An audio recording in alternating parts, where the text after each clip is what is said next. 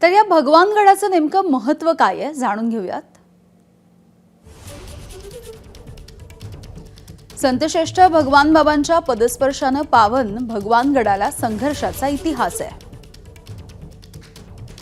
भगवानगड वंजारी समाजाचं श्रद्धास्थान आहे।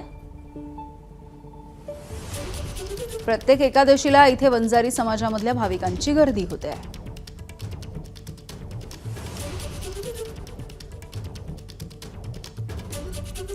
तर काही वर्षांपूर्वीपर्यंत भगवानगडावरील दसरा मेळावा सुद्धा प्रसिद्ध होता।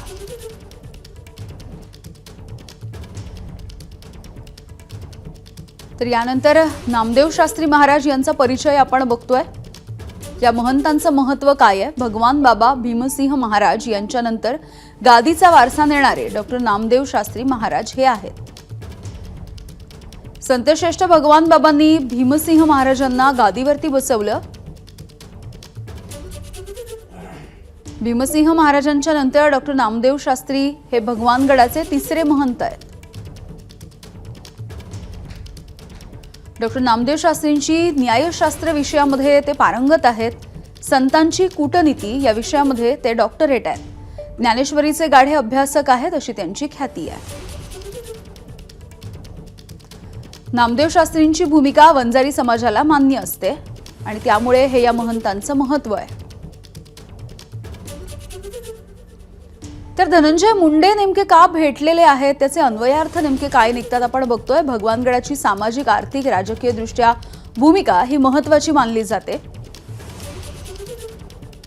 नामदेव शास्त्री महाराजांची भूमिका ही वंजारी समाज स्वीकारतो, त्यामुळे कदाचित मुंडे आणि नामदेव शास्त्री यांची चर्चा झालेली असू शकते। धनंजय मुंडे वादात अडकलेले असताना नामदेव शास्त्री काय भूमिका घेणार याकडे सुद्धा आता राज्याचं लक्ष आहे। धनंजय मुंडे सातत्यानं भगवानगड, गहिनीनाथ गडाशी निष्ठावान राहिलेले आहेत। आज महापूजेच्या नंतर नामदेव शास्त्री देतील तो आशीर्वाद महत्त्वाचा आणि त्यामधून वंजारी समाजाला योग्य तो संदेश दिला जाईल। एबीपी माझा, उघडा डोळे बघा नीट।